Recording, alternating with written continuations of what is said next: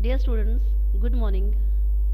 Students, आज हम अपनी ऑडियो में 10वीं कक्षा की हिंदी की जो हमारी कहानी है दो कलाकार, जिसका हमने पहला भाग किया था, आज मैं आपको दूसरा भाग करवाऊंगी। इस कहानी में मैंने आपको बताया था कि इस कहानी में दो पात्र हैं, जो दो सहेलियां हैं, अरुणा और चित्रा। दोनों की बहुत ही गहरी मित्रता है, जो बहुत ही अच्छी सहेलियां हैं। चित्रा जो है वो एक चित्रकार है और अरुणा जो है वो बचपन से ही समाज सेवा के कार्यों में लगी हुई थी। चित्रा जो है वो किसी भी समय किसी भी जगह को देखकर वहाँ से प्रेरणा लेकर चित्र बनाती है, लेकिन अरुणा जो है वो चाहती है कि चित्र में रंग भरने से अच्छा है कि अगर हम किसी की ज़िंदगी संवार दी। इसीलिए दोनों में कई बार बहस भी हो जाती है। जब चित्रा अपनी पढ़ाई ख़त्म करके विदेश जाने वाली होती है कि तभी रास्ते में उसे एक भिखारिन जो थी, जो पेड़ के नीचे रहती थी, वो मरी हुई दिखाई देती है। उसके साथ उसके दो छोटे छोटे बच्चे थे, वो रोते दिखाई देते हैं। वो उन्हें देखकर बहुत ही उदास हो जाती है, लेकिन वो उनके लिए कुछ करती नहीं है। लेकिन उसी समय वहाँ पर वो उन्हें देखकर एक चित्र बनाती है। जब चित्रा वहाँ पर अपने हॉस्टल में जहाँ वो रहती है, वहाँ पर उसकी विदाई पार्टी चल रही होती है। जब वो वहाँ पर अरुणा का इंतज़ार कर रही होती है तो अरुणा वहाँ पर नहीं आती है। लेकिन अरुणा वो तब कहाँ होती है? अरुणा उस समय उस भिखारिन के पास पहुंची होती है जो मर चुकी है, और वह उन दोनों बच्चों को संभाल रही होती है। अरुणा के ना आने के कारण भी, उसका इंतज़ार करने के बाद भी चित्रा जो है वो विदेश चली जाती है और ये दोनों सहेलियां अलग हो जाती हैं।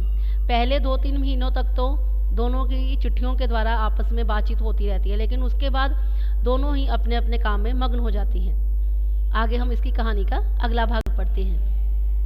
बहुत ही स्नेह से अरुणा की पीठ थपथपाते हुए चित्रा ने कहा, जो होना था सो हो गया, अब भूखे रहने से क्या होगा, थोड़ा खा ले।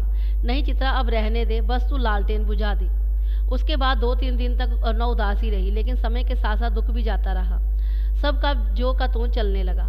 4 बजते ही कॉलेज से सारी लड़कियां लौट आई, पर अरुणा नहीं लौटी। चित्रा चाय के लिए उसका इंतजार कर रही थी, पता नहीं कहाँ कहाँ अटक जाती है। ये शब्द जो थे वो चित्रा जो थी ये कह रही थी, क्योंकि वो अरुणा का इंतज़ार कर रही होती है।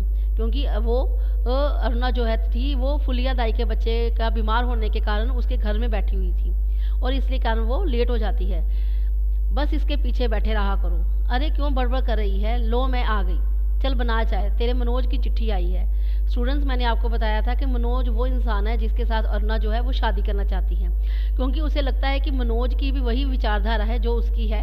वो भी उसी की तरह ही समाज सेवा करता है, और उसके अनुसार जो व्यक्ति समाज सेवा करता है और उसकी तरह के विचारधारा वाला व्यक्ति ही उसका पति बन सकता है।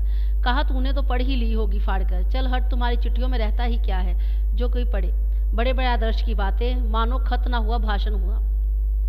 अच्छा तू लिखा करना रस भरी चिट्ठियाँ, हमें तो बस आता नहीं। वह लिफाफा फाड़कर पत्र पढ़ने लगी। जब उसका पत्र समाप्त हो गया तो चित्रा बोली, आज पिताजी का पत्र आया। लिखा है, जैसे ही जहाँ की पढ़ाई खत्म हो जाएगी तो मैं विदेश जा सकती हूँ। मैं तो जानती थी पिताजी कभी मना नहीं करेंगे।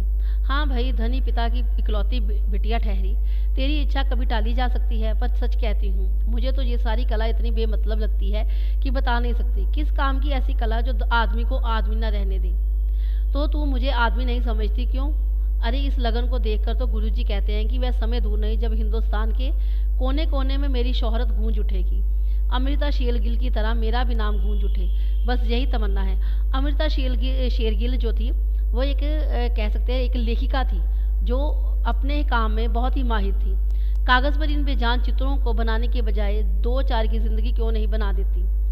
वह काम तो तेरे मनोज को छोड़ दिया है। तुम दोनों ब्याह कर लो, फिर जल्दी से सारी दुनिया का कल्याण करने के लिए झंडा लेकर निकल पड़ना। और चित्रा हंस पड़ी और फिर बोली, अच्छा ये बता कि ये सब करने से क्या हो जाएगा? तूने अपनी अनोखी पाठशाला में 10-20 बच्चे पढ़ा दिए तो क्या निरक्षरता यानी कि अनपढ़ता मिट जाएगी? या झोंपड़ी में कुछ औरतों को हुनर सिखाकर कुछ कमाने लायक बना दिया तो उससे गरीबी मिट जाएगी?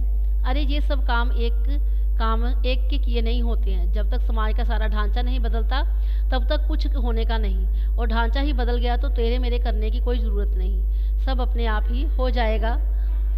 3 दिन से तेज़ वर्षा हो रही थी। रोज़ अखबारों में बाढ़ की खबरें आती थी। बाढ़ पीड़ितों की दशा बिगड़ती जा रही थी। आज शाम को एक स्वयं सेवकों का दल जा रहा है। स्वयंसेवक जो दूसरों की सेवा करने के लिए आतुर रहते हैं। प्रिंसिपल से अनुमति ले ली, मैं भी उनके साथ जा रही हूँ। ये शब्द जो थे वो अरुणा जो थी वो चित्रा को बता रही थी। शाम को अरुणा चली गई। 15 दिन बाद वह लौटी तो उसकी हालत काफ़ी खस्ता थी।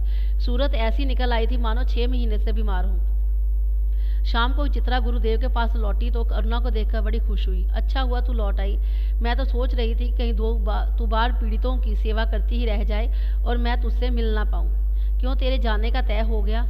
हाँ, अगले बुधवार को मैं घर जाऊंगी और बस 1 सप्ताह के बाद हिंदुस्तान की सीमा के बाहर पहुंच जाऊंगी। ये शब्द जो थी चित्रा जो थी अरुणा को कह रही थी, क्योंकि उसके विदेश जाने का तय हो गया था। उल्लास यानी कि खुशी उसके स्वर्ग में छलक रही थी। सच कह रही हूँ, तू चली जाएगी चित्रा। 6 साल से तेरे साथ रहते रहते ये बात ही तो मैं भूल गई कि हमको कभी अलग भी होना पड़ेगा। तू चली जाएगी तो मैं कैसे रहूँगी? अरे 2 महीने बाद शादी कर लेगी, फिर याद भी ना रहेगा कौन कम वक्त थी चित्रा। बड़ी लालसा थी, लालसा यानी कि लालच, यानी कि बहुत उत्साही थी कि तेरी शादी में आने की, पर अब तो ना सकूंगी। अच्छी तरह शादी करना, दोनों मिलकर सारे समाज का और सारे संसार का क्या कल्याण करना। आज चित्रा को जाना था। हॉस्टल से उसे बड़ी शानदार विदाई मिली थी। अरुणा सवेरे से ही उसका सामान ठीक कर रही थी। एक एक करके चित्रा सबसे मिल आई, बस गुरुजी के घर की तरफ चल पड़ी। 3 बज गए, वह लौटी नहीं। अरुणा उसका सारा काम खत्म करके उसकी राह देख रही थी। और भी कई लड़कियां वहां जमा थी, कुछ बार बार आकर पूछ जाती थी चित्रा लौटी या नहीं। 5 बजे की गाड़ी से वह जाने वाली है। अरुणा ने सोचा वह खुद जाकर देख आए तो आखिर बात क्या हो गई। तभी हड़बड़ाती सी चित्रा कमरे में आई। हड़बड़ाना यानी कि बहुत ही घबराई हुई। बड़ी देर हो गई ना? अरे क्या करूं, बस कुछ ऐसा हो गया कि रुकना ही पड़ा। ये शब्द चित्रा जो थी अरुणा को बता रही थी, क्योंकि जब वो वहाँ से निकल रही थी तो उसने एक भिखारिन जो हमेशा पेड़ के नीचे बैठी रहती थी वो मर गई थी, उसी के बारे में वो बता रही है। आखिर क्या हो गया ऐसा जो रुकना ही पड़ा? सुने तो 2-3 लड़कियां एक साथ बोली। गर्ग की दुकान के सामने, गर्ग एक व्यक्ति का नाम है, उसकी दुकान के सामने पेड़ के नीचे अक्सर एक भिखारिन बैठा रहा करती थी ना। लौटी तो देखी वहाँ मरी पड़ी है और उसके दोनों बच्चे उसके सूखे शरीर से चिपक कर बुरी तरह रो रहे हैं। जाने क्या था उसके सारे दृश्य में कि मैं अपने को रोक नहीं सकी। जल्दी ही उसे एक कागज़ पर उतार लिया। बस इसी में इतनी देर हो गई। चर्चा इसी पर चल पड़ी। कैसे मर गई?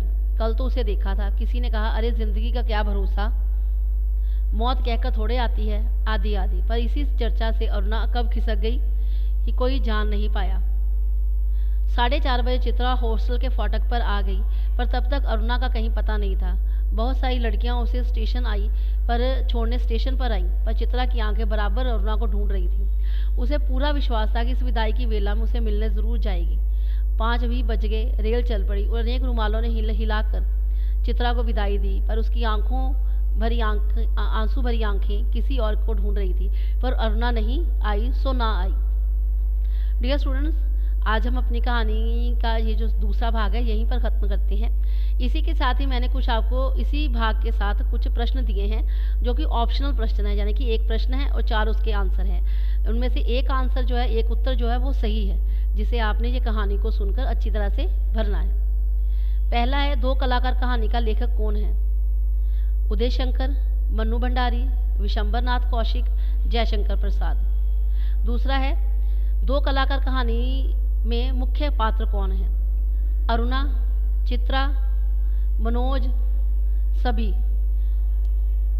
तीसरा है, चित्रा क्या काम करती है? वो चित्र बनाती है, समाज सेवा करती है, व्यापार करती है, या एक विद्यार्थी है। चौथा प्रश्न है, अरुणा बचपन से ही करती थी? बेटा जी यहाँ पर करती लिखना था, जो गलती से लिखा गया है। वो समाज सेवा करती थी, गरीबों की सेवा, बच्चों को पढ़ाना, या सभी काम। 5वां प्रश्न है, अरुणा किन बच्चों का पालन पोषण करती है? भिखारिन के बच्चों का, फुलिया दाई के बच्चों का, अनाथ बच्चों का, या चपड़ासी के बच्चों का। साथ ही में कुछ आपको शब्द दिए गए हैं जिनके आपने अर्थ लिखने हैं। पहला है निर्जीव, दूसरा आनंद, तीसरा छात्रावास और चौथा है प्रयास। ये सभी आपने अपनी अपनी कॉपी पर अच्छी तरह से लिखना है और उसे याद भी करना है। धन्यवाद।